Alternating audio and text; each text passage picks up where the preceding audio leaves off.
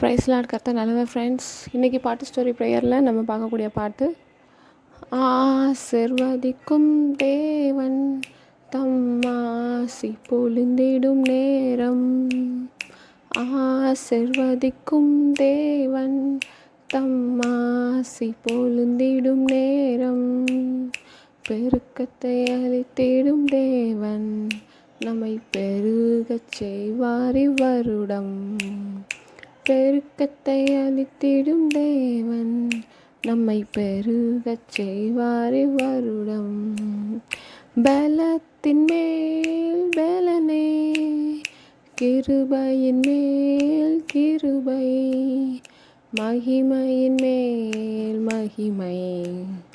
பரிசுத்தர் பரிசுத்தமே, என் வாழ்வில் பரிசுத்தமே.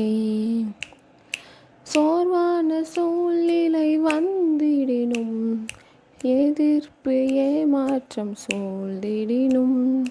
சோர்வான சூழ்நிலை வந்திடினும், எதிர்ப்பு ஏமாற்றம் சூழ்ந்திடினும். இறுக்கத்திலும் பெருக்கத்தையே அளித்திடும் தேவன் நம்மோடுண்டு. நெருக்கத்திலும் பெருக்கத்தையே அளித்திடும் தேவன் நம்மோடுண்டு. பலத்தின் மேல் பலனே, கிருபையின் மேல் கிருபை, மகிமையின் மேல் மகிமை. பரிசுத்தம் பரிசுத்தமே, என் வாழ்வில் பரிசுத்தமே. ஆமென். இன்றைக்கி பாட்டு ஸ்டோரி ப்ரேயரில் ஆசீர்வதிக்கும் தேவன் தம் ஆசி பொழிந்திடும் நேரம். நேற்று நம்ம ஜெயம் பெறுகிற ஆளாக மாறினோம், இன்றைக்கி ஆசீர்வாதத்தை பெறுகிற ஆளாக மாறிட்டோம். ஓகே, நெக்ஸ்ட் ஸ்டோரியை பொறுத்த வரைக்கும் நான் எதோட ஸ்டாப் பண்ணியிருந்தேன் அப்படின்னா, இந்த மாதிரி இஸ்மாயில் வனாந்திரத்தில் வில் வித்தையில் வல்லவனாக இருந்தான். அதே மாதிரி ஈசாக்கு பிறந்துட்டான்னு சொல்லி பார்த்தேன். இப்போ ஓகே, ஈசாக்கு பிறந்துட்டான், நல்லா லைஃப் போயிட்டுருக்கு. ஆபிரகாமுக்கு திடீர்னு ஒரு நாள் கர்த்தர் என்ன சொல்கிறாரு, ஆபிரகாமே நான் ஒரு இடத்த சொல்கிறேன், அந்த இடத்துக்கு ஈசாக்கை கூட்டிகிட்டு போய் அவனை தகன பண்ணிடுன்னு சொல்கிறாரு. உடனே இவர் என்ன கர்த்தாவே, நீங்கள் தான் கொடுத்தீங்க, இப்படி பண்ணுறீங்க அப்படிலாம் எந்த கொஷினுமே கேட்கல. ஓகே அப்படின்னு சொல்லிட்டு அந்த தகன பலிக்கு என்னென்ன தேவை, கழுதையில் சேனை, கழுதையின் மேலே அந்த கட்டை, நெருப்பு, கத்தி, என்னென்ன உண்டோ எல்லாத்தையும் எடுத்துகிட்டு தன் கூட 2 வேலைக்காரர்களையும் கூட்டிகிட்டு, பையனையும் கூட்டிகிட்டு அவர் சொன்ன இடத்துக்கு ட்ராவல் பண்ணி போயிட்டுருக்கார். 3 டேஸில், அதாவது 2nd டே முடிஞ்சு 3rd டே வரும்போது அவர் பார்த்துட்டார் அந்த இடத்த. அவர் சொன்ன எக்ஸாக்ட் பிளேஸை, கர்த்தர் சொன்ன எக்ஸாக்ட் பிளேஸை பார்த்துட்டாரு. ஸோ வேலைக்காரரை எங்கே நிப்பாட்டிட்டு, ஏன்னா அவங்களுக்குலாம் தெரியாது ஈசாக்கை தான் பலி கொடுக்க போகிறாங்கங்குது. அவங்கள எங்கே நிப்பாட்டிட்டு நாங்கள் போய் கொடுத்துட்டு ரிட்டன் வரோம் அப்படிங்கிற மாதிரி சொல்லிட்டு போகிறாங்க. அப்போ ஈசாக்கு தலையில் கட்டை வச்சுருக்கான், இவர் கத்தி வச்சுருக்காரு, நெருப்பு வச்சுருக்காரு, எல்லாம் இருக்குது. அப்போ ஈசாக்கு கேட்குறான், அப்பா ஆட்டுக்குட்டி எங்கப்பா, எல்லாம் இருக்குது, ஆட்டுக்குட்டி மட்டும் காணுமே. நான் அவனுக்குமே தெரியாது அவனை தான் தகவனை பலி கொடுக்க போகிறாங்கன்னு. கர்த்தர் நமக்கு கொடுப்பாருப்பா, அந்த நேரத்தில் அவன்கிட்ட எதுவும் சொல்லாமல் கர்த்தர் நமக்கு கொடுப்பாருப்பான்னு சொல்லிட்டு போய் அங்கே ஒரு அந்த அந்த அரேஞ்ச்மெண்ட்லாம் பண்ணிவிட்டு அவனை தூக்கி அதில் பலிபீடத்தில் வச்சு என்ன பண்ண போகிறாங்க, கத்தியை எடுத்து குத்த போகிற ஸ்டேஜில் அங்கேருந்து ஒரு சவுண்டு வருது, வானத்துலேருந்து ஒரு சவுண்டு.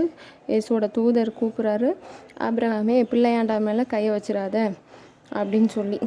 உடனே நீ உன் பிள்ளைன்னு பார்க்காம எனக்காக நான் சொன்னதை அப்படியே கை கொண்டதுனால நான் உன்னை என்ன பண்ண போகிறேன், ஆசீர்வதித்து உன் சந்ததியை வானத்து நட்சத்திரங்களைப் போலவும் கடற்கரை மணலைப் போலவும் பெருக பண்ணுவேன் அப்படின்னு சொல்லி ஆசீர்வாதம் பண்ணுறாங்க.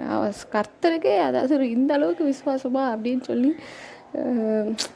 அதாவது நம்ம ஏதாவது கொஷின் பண்ணாலும் திரும்ப அவர் மன்னிக்க தான் போகிறார். ஆனால் அவன் எந்த கொஷினுமே பண்ணாமல் பையனை ரெடியாக கொடுத்தார். இப்போ கிட்டத்தட்ட ஆபிரகாமும் தேவனும் பாருங்களேன், இப்போ தேவனும் நமக்காக அவரோட பையனை கொடுத்தார், அப்படி தானே, பையனையே நமக்காக கொடுத்தாரு. அதே மாதிரி அதெல்லாம் எத்தனை வருஷமோ கழித்து வந்துச்சு, அப்படி தானே. ஆனால் அதுக்கு முன்னுதாரணமாக கூட ஆபிரகாம் இருந்திருக்காரு பாருங்கள். எந்த கொஷினும் கேட்காம கர்த்தர் கேட்டால் நான் கொடுப்பேன்னு சொல்லி கொடுத்துட்டாரு. அதாவது விசுவாசம்னா இப்படி இருக்கணும். அதான் ஆபிரகாம் விசுவாசத்தின் தந்தைன்னு சொல்கிறாங்க.